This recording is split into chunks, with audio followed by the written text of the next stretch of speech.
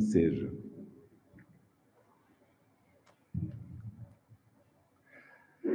Aonde mais tem o assunto prece no Livro dos Espíritos? No Livro dos Espíritos tem um capítulo chamado Lei de Adoração. E ali Allan Kardec fez para o Espírito da Verdade todas as perguntas que nós gostaríamos de saber sobre prece. Interessante, né? No Livro dos Espíritos. Se você já pensou você ter uma oportunidade de estar com uma entidade do quilate do Espírito da Verdade, o enviado direto de Jesus,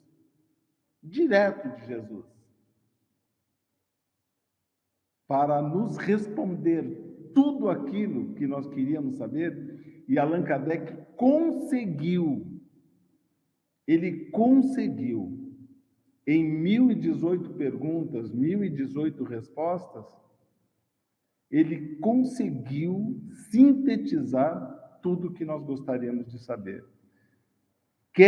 Por isso que se tornou a pedra angular da doutrina espírita, o Livro dos Espíritos, que foi lançado no dia 18 de abril do ano de 1857. Estamos aí quase há 180 anos do lançamento do Livro dos Espíritos. Estamos aí bem... Quem sabe nós chegaremos para ver os 200 anos do Livro dos Espíritos. Quem sabe, né?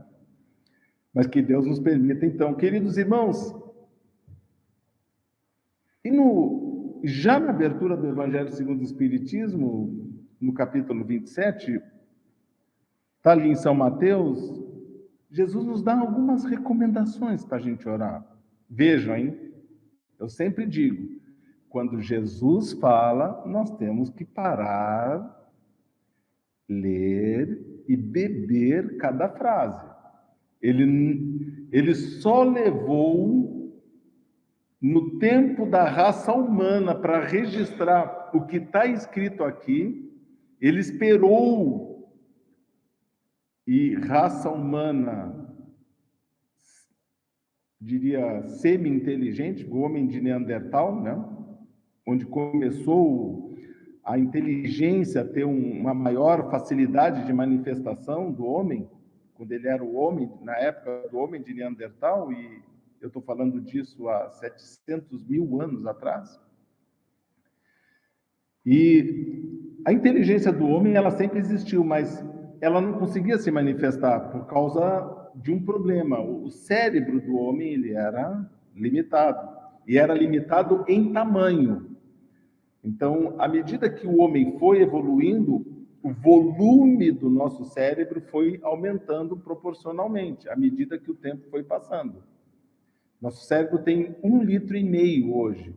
Na época do homem de Neandertal, ele tinha aproximadamente 1 litro. Ou seja, era meio litro a menos de neurônio. É como você ter uma calculadora e ela não ter uma memória suficiente para fazer equações complexas.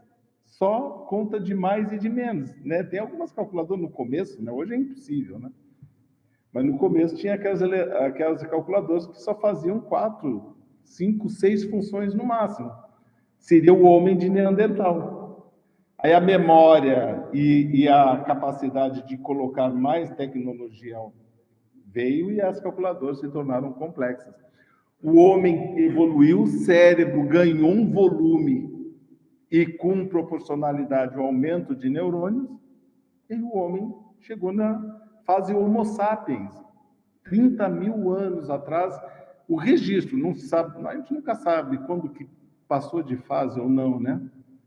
Mas a gente tem registros do Homo sapiens de 30 mil anos. E a partir dali a inteligência, então. Então Jesus esperou esse tempinho. Desde o homem, o surgimento do homem, então, que se emancipou da raiz do primatas, homines, isso há 4 milhões de anos atrás.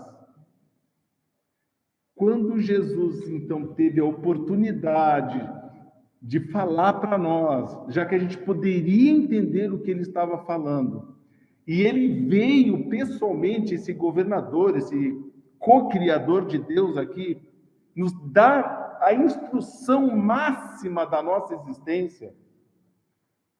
Então, quando a gente pega o Evangelho e vê Jesus falando, a gente tem que parar para pensar. A gente tem que analisar o que esse homem tem para nos dizer. E principalmente, queridos irmãos, sobre a prece, que é o ponto de inflexão entre nós e Deus. A prece é o elo de ligação entre nós e Deus. Nós podemos falar com Deus. Tem um cantor que escreveu uma música: se eu quiser falar com Deus, tenho que ficar a sós. Ele ainda dá uma dica: tem que apagar a luz, tem que calar a voz, tem que ficar em silêncio, tem que entrar para dentro do meu quarto. É algo que é quase que a citação do Evangelho. Então Jesus vai nos dar algumas dicas que eu gostaria que todos aqui, estamos com 71 pessoas online aqui, acompanhando. Todos que estamos aqui, todos que estamos nos acompanhando, entendam as condições para que este pedido vença o céu da boca e ascenda aos planos superiores. Porque vocês creiam, há orações que não passa do céu da boca. Não tem vibração, não tem sentido, não tem energia, méritos negativos da pessoa. Tem orações que não sobem. A oração que ascende a Deus, qual é a oração que chega nos pés do Criador? E para quem que nós vamos orar? Interessante, porque Deus cuida das galáxias. Mas Ele tem intendentes plenamente outorgados para nos atender. Se eu pedir para Deus, eu não sei para quem pedir, peça para Deus. Ela vai na primeira estação autorizada por Deus, agência autorizada, eles vão analisar o pedido nosso e já vão atender. Geraldo, da onde que você está tirando isso?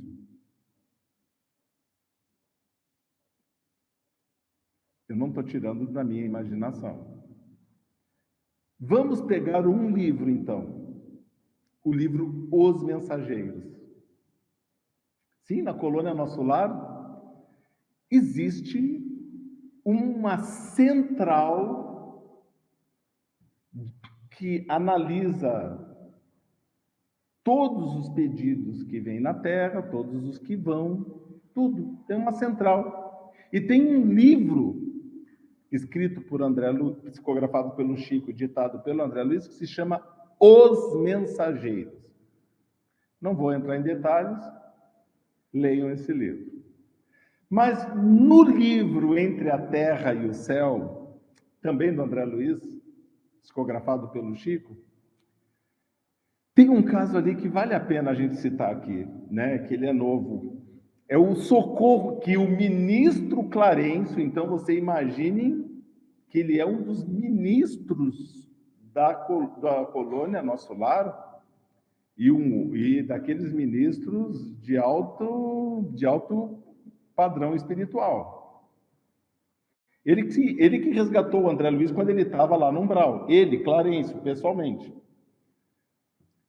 Então ele está com o André Luiz lá no livro Entre a Terra e o Céu, está lá no Nosso Lar, e ele, de repente, ele chama uma trabalhadora do Nosso Lar, apresenta para o Clarencio um gráfico. Um gráfico.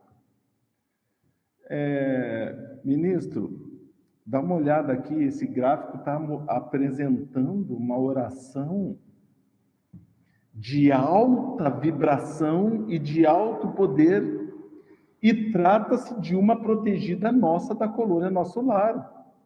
É a jovem, é óbvio que são pseudônimos, né? São pessoas reais, mas os nomes são pseudônimos. É a Etelvina, ela tinha 25 anos de idade.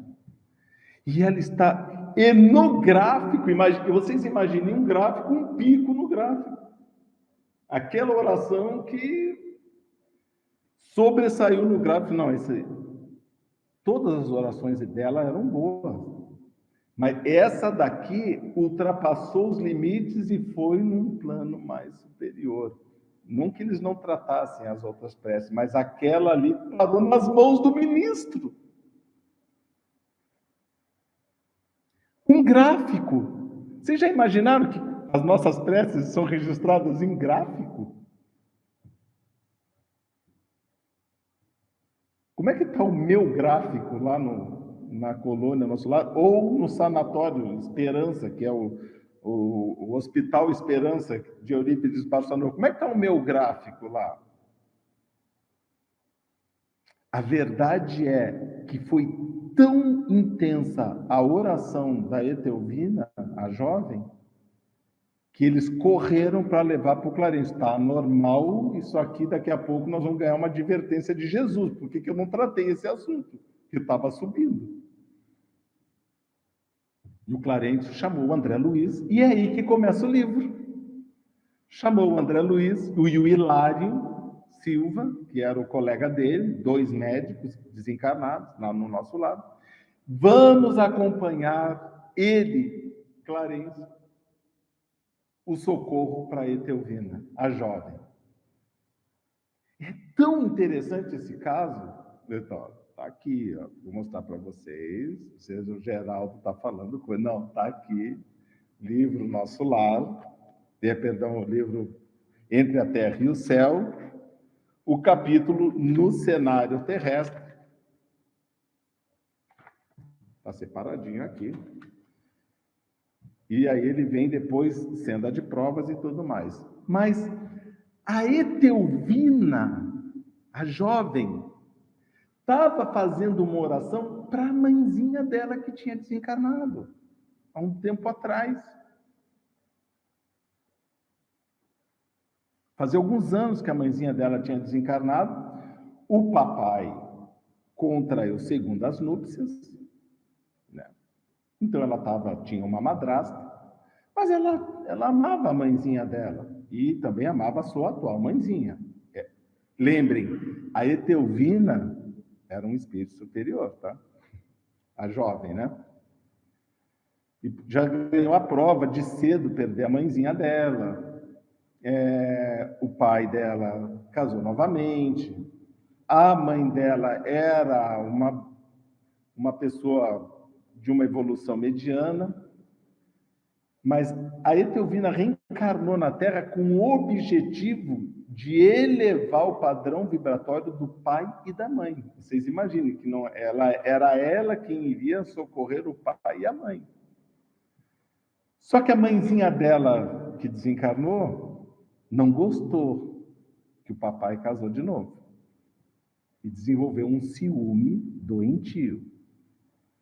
E passou a obsedar a madrasta da Etelvina, ou seja, a segunda esposa do seu marido. Só que a Etelvina estava orando para quem? A mamãe. E a mamãe era um obsessor. E vocês imaginem, ela orando para a pessoa errada, mas uma oração de Jesus, a Jesus com tanto poder vibratório, saiu do círculo terrestre e foi bater lá no Nosso Lar e mobilizou toda a colônia Nosso Lar para vir socorrer ela. Bom, depois vocês vão ler o livro e vão entender o que eu estou dizendo, mas a moral dessa história? Quando a gente ora, vou orar para Eurípides, vou orar para o Dr. Bezerra de Menezes, eu vou orar para Santo Antônio. Tem gente que tem objetivos claros nas preces para Santo Antônio, que é o santo casamenteiro. Aliás, tem uma passagem de Humberto de Campos que ele vai conversar com Santo Antônio. Se ele não se incomoda com as pessoas fazerem tantas orações para ele, ele falou para Humberto de Campos que ele ouve todas as orações. Interessante isso, né? Esses espíritos, eles se são superiores, eles têm uma estrutura que dá o suporte para eles irem socorrer a todos, ouvirem a todos. E aí, quando a oração é justa, chega, quando não é injusta, não chega. Já tem um filtro vibratório. Mas ele sempre se preocupa com as pessoas que oram para ele. Foi o que Humberto de Campos, na entrevista, num dos livros dele, que ele tem vários psicografados pelo Chico, ele ouviu. Se a gente está orando para essas entidades, seja elas quem for, ou é elas, ou outro virá ao nosso socorro. Porque uma coisa é certa, a nossa prece chega no gráfico nas mãos dos órgãos competentes do plano espiritual. Destacado aquele ponto de oração. Seja qual for a nossa prece, ela chega. Quando orardes, disse Jesus, estamos com 81 pessoas online. Quando orardes, não vos assemelheis aos hipócritas que oram de pé nas sinagogas, nos cantos das ruas, para serem vistos pelos homens. Jesus estava se referindo aos doutores da lei, aos sacerdotes do templo, que se vestiam com longas túnicas, né? E ficavam rezando em pé, mas para que as pessoas olhassem, olha como ele reza. Se posicionavam bem, se colocavam bem. Quando orar, não se assemelhem a essas pessoas que só oram para fazer bonito. Que Deus é inteligente, ele lê o pensamento da pessoa, sabe para que a pessoa está orando. Digo-vos em verdade que eles já receberam a recompensa deles, então não vão ganhar mais nada senão o agrado das pessoas. Agora, quando quiserdes orar, entrai para dentro do vosso quarto.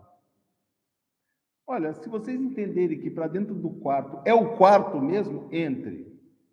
Se vocês entenderem que entrar para dentro do vosso quarto é para dentro de si mesmo, entrem para dentro de si mesmo. Porque quando eu estou na rua e eu estou precisando de um socorro, eu não tenho quarto para entrar. Eu entro para dentro de mim mesmo.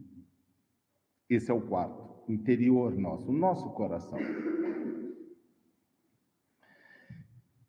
E orai ao vosso Pai em segredo. Então se fala em silêncio.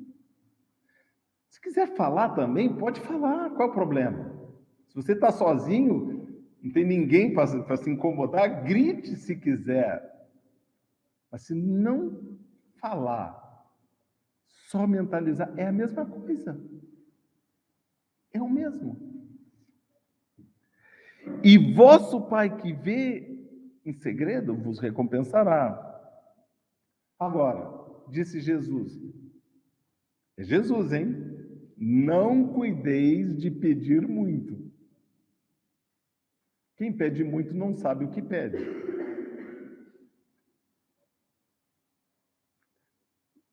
Quantos pedidos? Vamos ver, vamos ser razoáveis, né? Vamos elencar aí uns 30, não. Vamos elencar aí os pedidos principais e focá-los.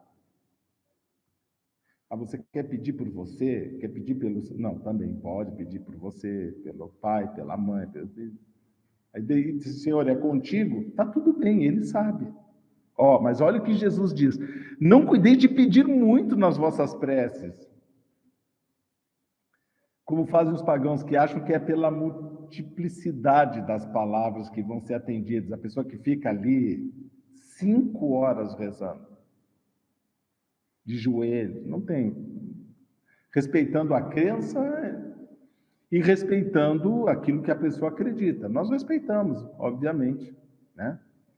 As pessoas que sobem de joelho as escadarias da Penha e depois ficam 2 anos tratando das juntas que ficaram machucadas, não tem problema nenhum. As pessoas que pagam, que acham que fazer promessas a Deus agrada a Deus, não. Se você vai fazer a sua oferenda e tem um problema com alguém, larga a oferenda, disse Jesus. Se entenda com quem você tem problema e depois volte a conversar com Deus. Os pagadores de promessa, respeitamos tudo isso. Tem uma forma de demonstrar também a sua fé, mas isso tudo é inútil para Deus. Tem pessoas que andam a pé daqui até Iguape e no dia seguinte desfaz com uma palavra tudo que caminhou. Agora, se a pessoa faz isso, mas faz com a devoção, está tudo bem. Com amor mesmo no coração. Se não fizesse, daria no mesmo, mas se fez e deu no mesmo, também está tudo bem. O que não é o coração de cada um. Vou dar um exemplo para vocês. Francisco de Assis. Francisco de Assis, logo que ele começou a missão dele, ele tinha tanta adoração a Jesus, tanta, ele subiu num monte e viu Jesus. Jesus assim, como vocês estão me vendo aqui? Ele podia, né? O nível espiritual de Francisco de Assis. Mas ele tinha começado a missão dele, né? Ele estava ali com seus 28 anos de idade, estava ali novinho. E ele olhou para Jesus e disse, Senhor, era amor mesmo, amor de irmão para irmão, de irmão para pai, era um amor puro, real e superior. E Jesus se apresentou para ele como ele, Francisco, o viu na cruz, porque Francisco de Assis era a reencarnação de João Evangelista. Lembrem, João Evangelista foi o único apóstolo que seguiu Jesus na cruz. O resto, todo mundo fugiu. Só João Evangelista teve a coragem, e eu digo coragem porque foi coragem mesmo, porque estavam procurando quem era discípulo de Jesus para crucificar junto, né?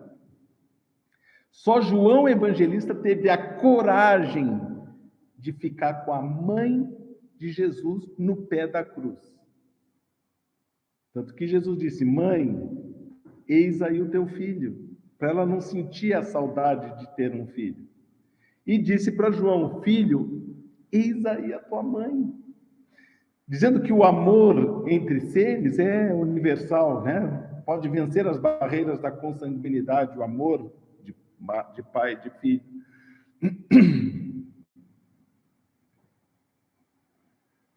Esse amor puro e verdadeiro. Então João, ele viu Jesus na cruz, pregado na cruz, com aquela coroa de espinhos na cruz, ele sentiu a dor que a nossa mãe sentisse, mas sentiu. Ele tinha aquilo na mente. Como Francisco de Assis, e Francisco de Assis reencarnou 12 séculos depois, ele, João, reencarnou 12 séculos depois, como Francisco de Assis, em Assis, na Úmbria, na Itália. Ele teve esse encontro com Jesus no Monte Alverne, e ele viu Jesus daquele jeito, com as feridas nas mãos, nos pés. Jesus quis se apresentar para ele daquele jeito. E ele disse para Jesus, Senhor, me passe as tuas chagas. Ele queria sentir aquela dor que Jesus teve. Jesus disse, não, eu preciso de você trabalhando. Você tem algo a fazer ainda aqui na terra. Eu preciso que você apacente as ovelhas perdidas da casa do meu pai. Ainda não. Mais tarde, talvez. Bem, queridos irmãos, foi forte, né? Passado alguns anos, depois de tudo que nós já sabemos que ele passou, que ele realizou, de tudo que ele fez, da ordem dos franciscanos, de milhares de pessoas onde ele levou. E qual que é a missão de Francisco de Assis? Que se despiu de toda a riqueza que ele tinha? Porque na época a igreja era muito, era ouro, era indulgência, era catedrais suntuosas. Era isso que a igreja na época buscava para mostrar o poderio, a sua suntuosidade. E Francisco de Assis veio com a missão de mostrar que Jesus era mais simples. Então ele vestiu aquele saco de estopa, amarrou com uma corda e andava pelas ruas descalço, pregando o evangelho de Jesus. Ele queria dar esse oposto, esse choque da suntuosidade versus a simplicidade, humildade, para quebrar essa busca desenfreada pela suntuosidade e pela riqueza, e a adoração de Deus trazer para um plano mais interior.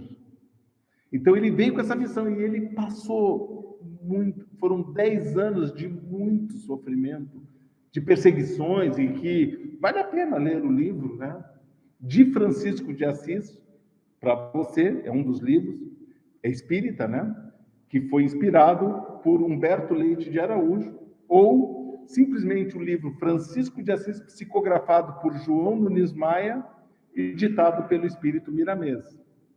Preparem-se, porque é um livro muito revelador. 10 anos passados, ele já estava com úlceras, ele já estava com inúmeras enfermidades, tinha passado por inúmeros problemas, estava já encaminhado à sua desencarnação. Ele subiu no Monte Alverne de novo e começou a orar. O finalzinho da vida dele. E nisso, Jesus apareceu. E a intensidade da luz do Cristo sobre ele foi tão intensa. Vejam, ele orou a Jesus agradecendo. Quando terminou aquele momento, e eu não vou descrever aqui para vocês, senão a noite vai passar muito rápida, né? Claro. Quando Jesus se distanciou dele, ele olhou para as mãos dele, estavam as marcas que ele pediu há 10 anos atrás.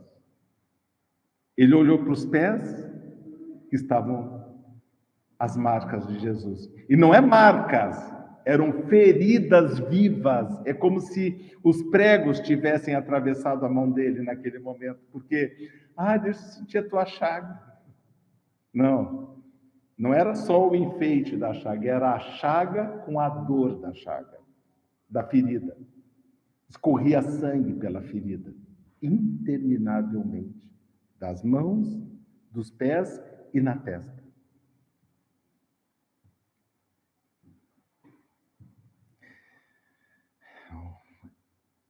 Deus atende quando a gente merece.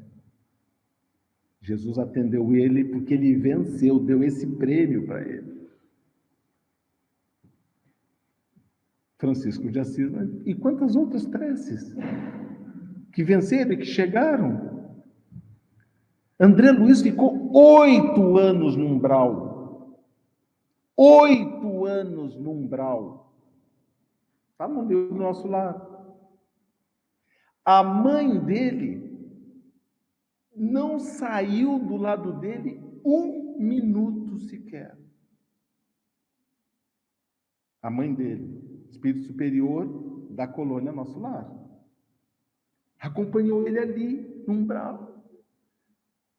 Um dia, depois de 8 anos de sofrimento, ele não aguentou, disse, não chega, eu não aguento mais. E fez uma prece. Ele rezou um Pai Nosso. lembrando, e veja que coisa interessante, ele lembrando a mãe dele orando quando ele era pequeno. Ele quebrou o orgulho, que ele era médico na Terra, uma pessoa assim, da ciência, não acreditava em Deus, tinha suas crenças materialistas, ele, depois de 8 anos padecendo ali naquela região, ele disse, não, tem que ter algo maior. E aí ele subiu, eu vou botar aqui 1 Hz, que é a medida do campo de ondulação, né? 1 Hz no seu padrão vibratório. Quando ele subiu esse padrão vibratório dele, o mínimo que foi possível, ele viu a mãe dele. Porque essa é a lei. É a gente que sobe. Os espíritos descem, mas nós não vemos eles. Mas quando a gente eleva o padrão, a gente vê eles. A gente chega no nível deles. Quando ele fez a prece, ele subiu o padrão, a mãezinha dele disse, vem meu filho. Abraçou ele. Porque ele perguntou, mãe, você só vem me socorrer agora? Eu falei, eu sempre estava do teu lado, mas só agora que você nos ajudou a te ajudar. Nós estamos ajudando os nossos mentores a nos ajudar? A gente está pedindo para eles, mas a gente está ajudando eles, está dando essa forcinha da nossa prece vencer o céu da boca, como disse, né, o Haroldo Dutra Dias numa palestra dele.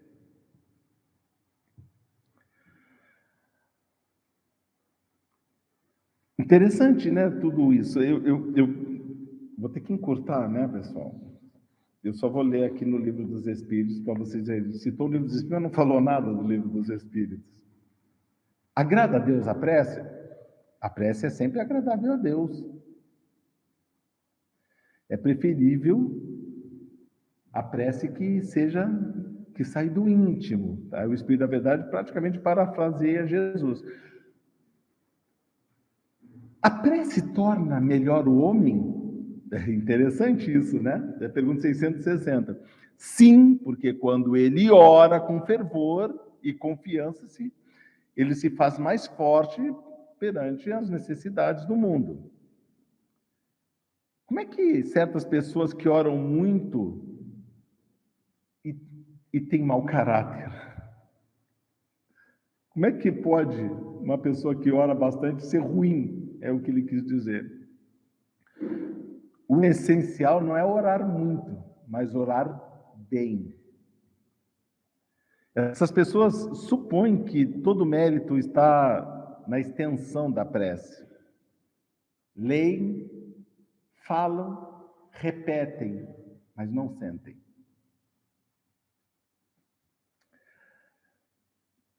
Podemos pedir que Deus nos perdoe as faltas? Olha, que é o Espírito da Verdade que está respondendo. Deus sabe discernir o bem do mal. A prece não esconde as faltas. Aquele que a Deus pede perdão de suas faltas só obtém mudando seu jeito de ser. Se eu me perdoe, mas no outro dia eu estou fazendo a mesma coisa, ele não vai perdoar. Aliás, ele não precisa perdoar, porque a gente não se perdoa. Nós estamos repetindo o erro. Se quer conversar com Deus, apague a luz. As boas ações são a melhor prece. Isso que o Langerton dizia para mim. Eu já falei para vocês que eu passei muita vergonha com a minha ignorância na frente de um espírito do quilate do Langerton, mas vergonha do aluno que quer aprender. Então, era o aluno que dava chance para o professor ensinar. Chegamos lá em Peirópolis para iniciar o trabalho, para começar o estudo da fitoterapia, e estava já todo mundo pronto para botar a mão no enxadão. E eu, coroinha de centro espírita, posso dizer isso assim, eu era bem jovem na época, tinha 25 anos, bem coroinha de centro espírita, cheguei para o Langerton, estava todo mundo reunido, eu falei, nós não vamos fazer uma prece de abertura? Porque ele já estava distribuindo as ordens. Ali, pessoal, vai aqui, vai ali, vai para lá. Eu falei, Langerton, nós não vamos fazer uma prece de abertura? Ele falou, eu rezei quando eu acordei, e você?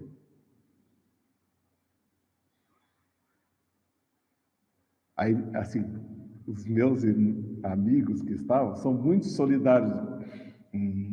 Eu ouvi o um. Eu ouvi o um.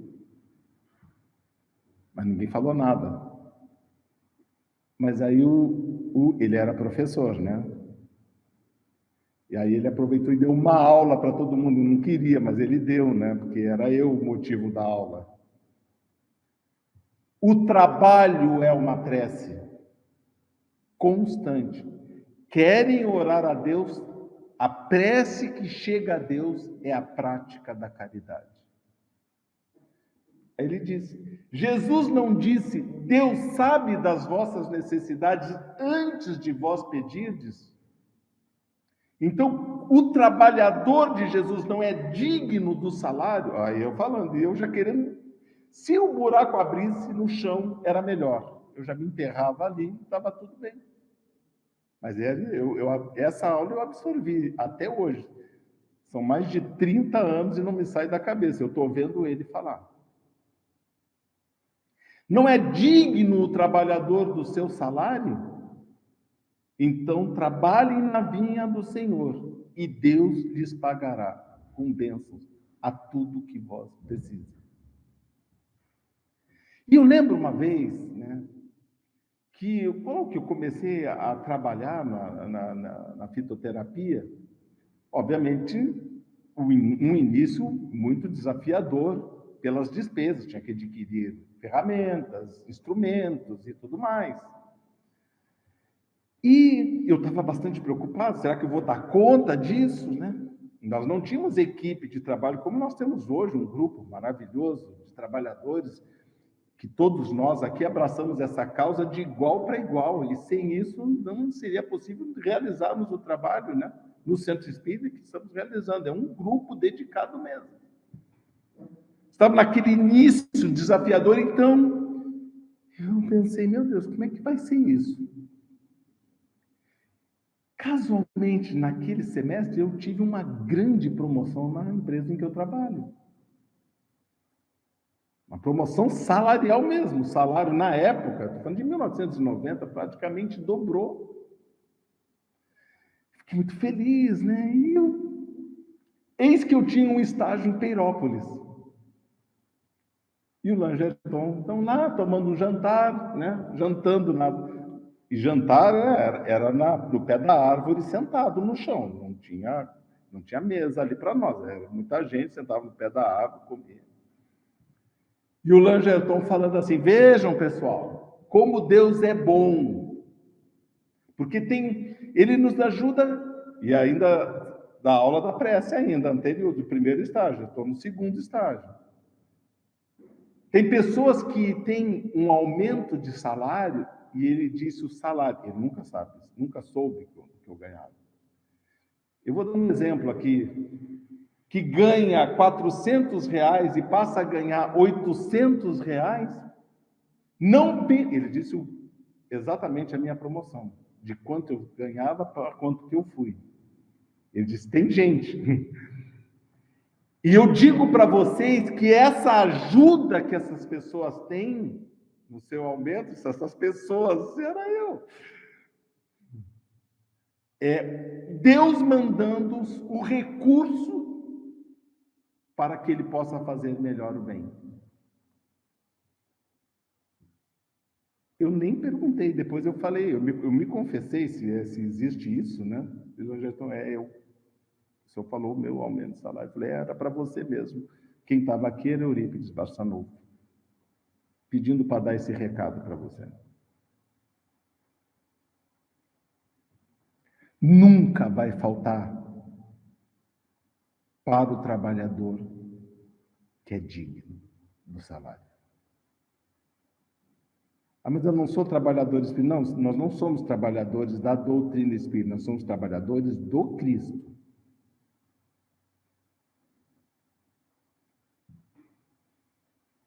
Nunca vai faltar. E vou dizer mais, não precisa pedir. Se surpreendam com Deus dando presentes para vocês, para todos nós.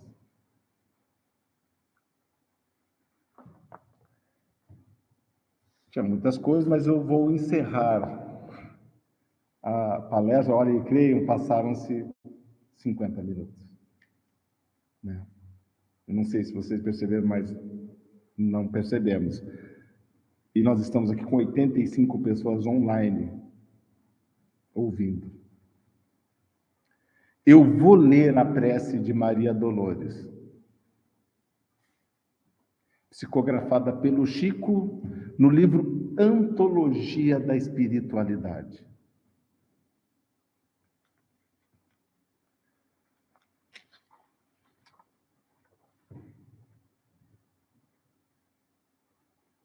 Agradeço, Senhor, quando me dizes não, as súplicas indébitas que eu te faço através da oração.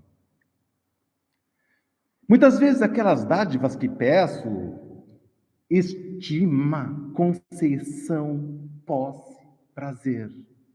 Em meu caso, talvez fossem espinhos na senda que me deste a percorrer. De outras vezes, imploro-te favores, entre lamentação, choro, barulho, mero capricho, simples algazarra, que me escapam do orgulho. Existem privilégios que desejo, reclamo-te o sim, que se me florescem na existência, seriam desvantagens contra mim. Em muitas circunstâncias, rogo afeto, sem achar companhia em qualquer parte, e quando me dás a solidão por guia, que me inspire a buscar-te. Ensina-me que estou no lugar certo, que a ninguém me ligastes de improviso, e que desfruto agora o melhor tempo de melhorar-me em tudo o que preciso. Não me escute, Senhor, as exigências loucas. Faz-me perceber que alcançarei além do necessário se eu cumprir o meu dever.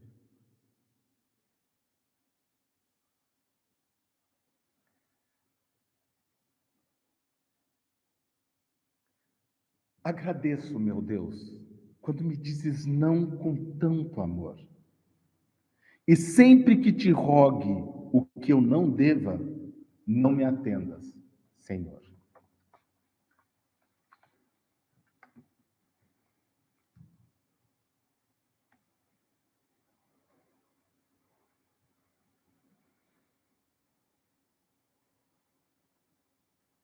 Desculpe. Muito bem, queridos irmãos, chegamos ao término do nosso estudo dessa noite. Agradecer a presença de todos que estão nos acompanhando. Nós vamos fazer as nossas vibrações